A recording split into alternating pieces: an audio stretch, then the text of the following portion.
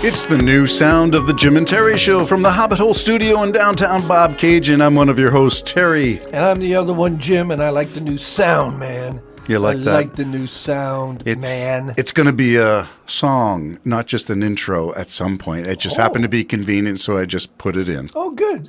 One you're writing, or well, is it been sent to you? Yeah, I've got that.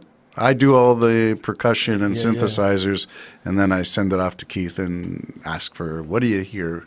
Well, I'll give you an example of what he does with our stuff later. But for now, we are interested in...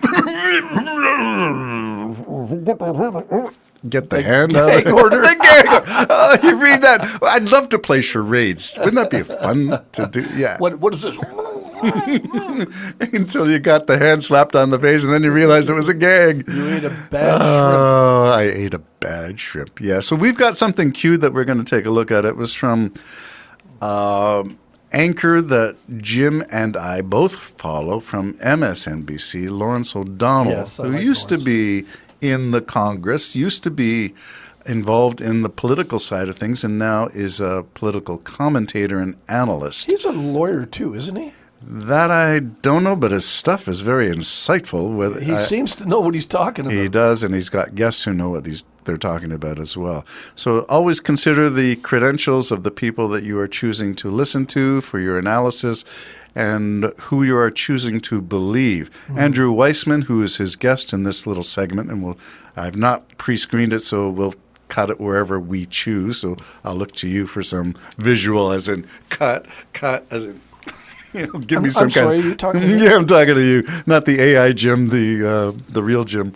Yeah, so we'll play it. Andrew Weissman is the counsel under the Mueller investigation who investigated and was the lead investigator for the conviction of Paul Manafort, who was then overturned and overruled by Trump in his exit scam when he pardoned all those people on his last day and on his flight even to Mar-a-Lago. He was still pardoning people. And to me, that we need to revisit the president's pardoning power. I can hardly wait till this is all over, Terry. To tell It you will the never truth. end, No, Jim. that we can see the movie, or it's going to okay. have to be a docu-series or something. It'll be AI, and the Republicans will put out their version, just like Bill Barr put out his version of Mueller report. And I kept on saying, this is not what's in the report. And I've got the Mueller report here. So I did read it. And I have lots of questions, so many questions, but we're going to play a little bit. Andrew Weissman was the lead investigator for the Paul Manafort section of the Mueller report, looking at Russian interference in Trump election 2016. And the moral of the story is it's still going on, but let's hear what they have to say about the gag order.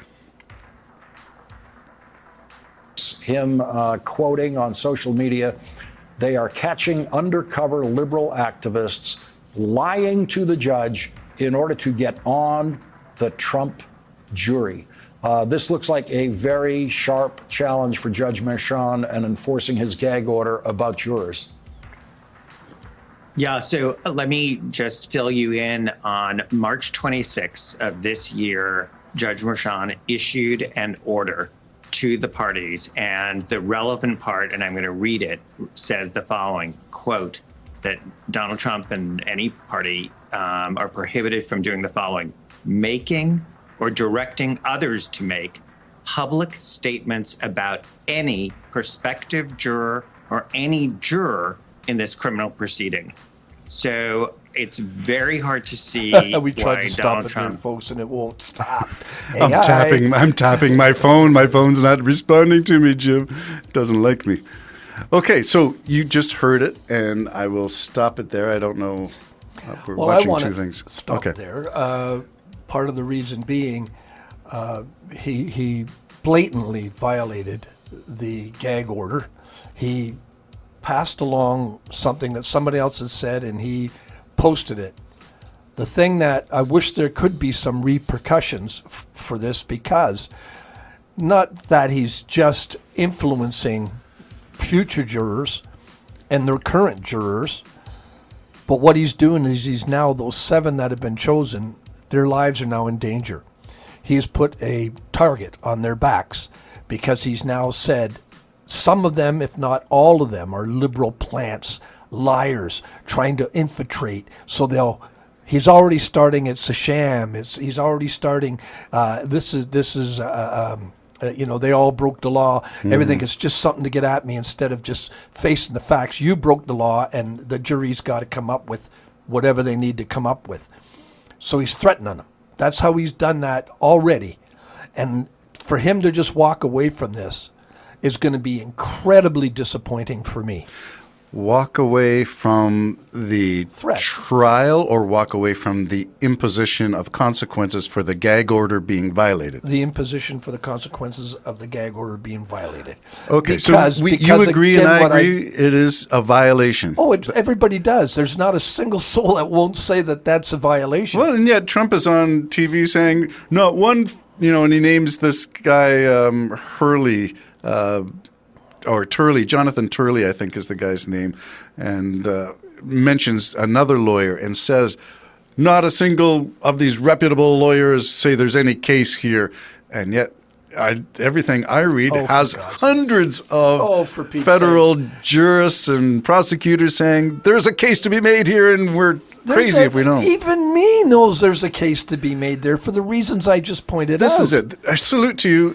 Clink, clink on our coffee mugs. This is the Jim and Terry show Click, click. where we are retired guys. We're not lawyers or federal prosecutors, but we do listen. And we listen with 70 plus years of experience listening and adjudicating what we believe to be true, the sources of what we believe to be true, and coming to conclusions that make sense in our history, informed by our past experience.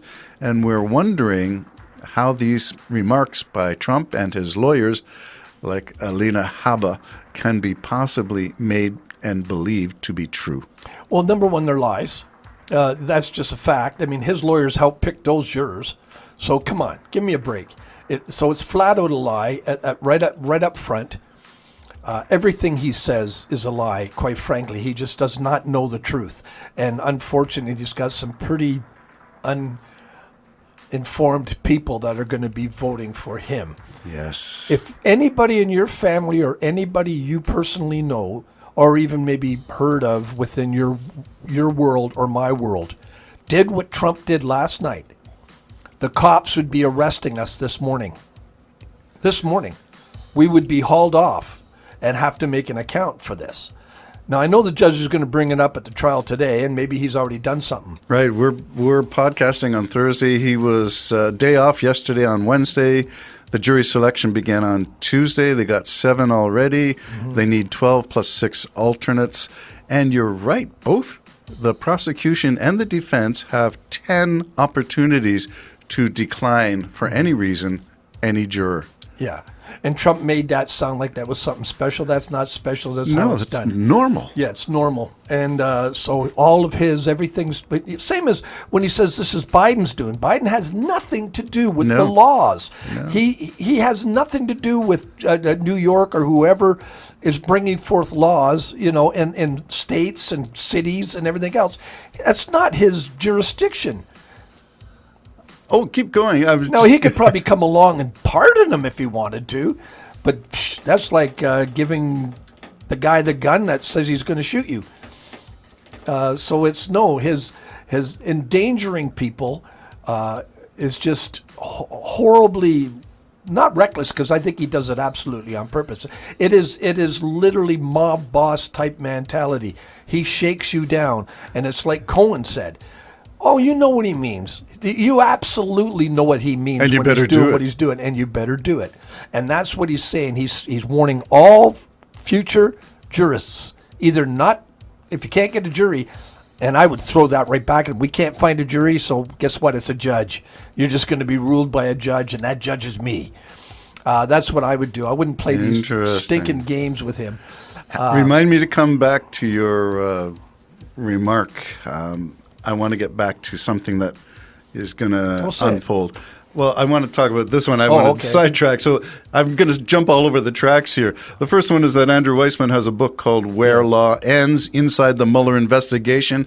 And he speaks specifically about the mob boss of Trump and how he, through his Attorney General, Bill Barr, took the actual content of the Mueller report, which did not exonerate Trump, did find evidence of collusion, but was bound by tradition not to prosecute a sitting president, but they had enough evidence of obstruction, not necessarily collusion, which is a vague thing, but they got obstruction.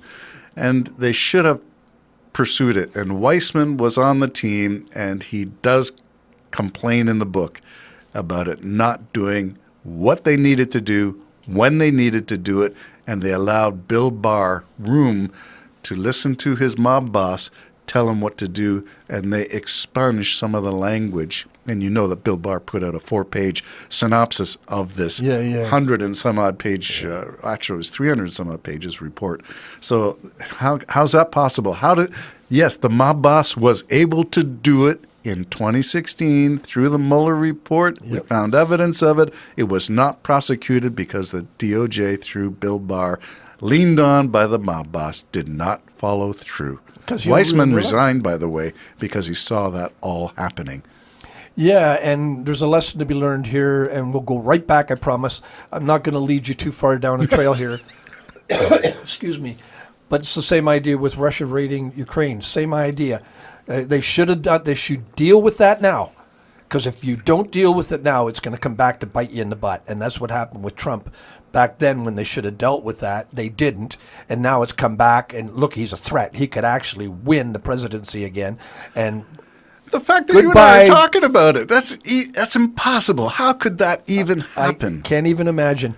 And it wouldn't be God bless America. It would be it would be seriously bye-bye America. Yeah. That's what it would be. Bye-bye American Pie. Bye-bye America.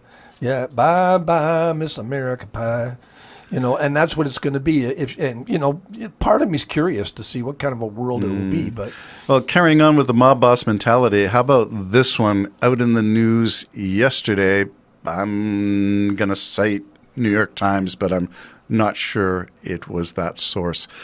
That Trump's, Laura Trump, his daughter-in-law, is in charge of the Republican National Convention. And she has said, any candidate, what do they call it, down ballot from the president, anybody who uses his name, speaks his name, uses an image, or uses a presidential seal of 45, Trump's number, without permission, will be fined. Not only fined, but we expect 5% of all fundraising proceeds that use Trump as an advertiser to contribute to Trump's legal defense fund. What the? Mob boss! Can you say mob boss? I don't think it can happen in Canada, because in Canada I don't think you can profit from crime. I try to say so much more, but I keep getting You just shut up. Jim and Terry Show. Bye-bye for now.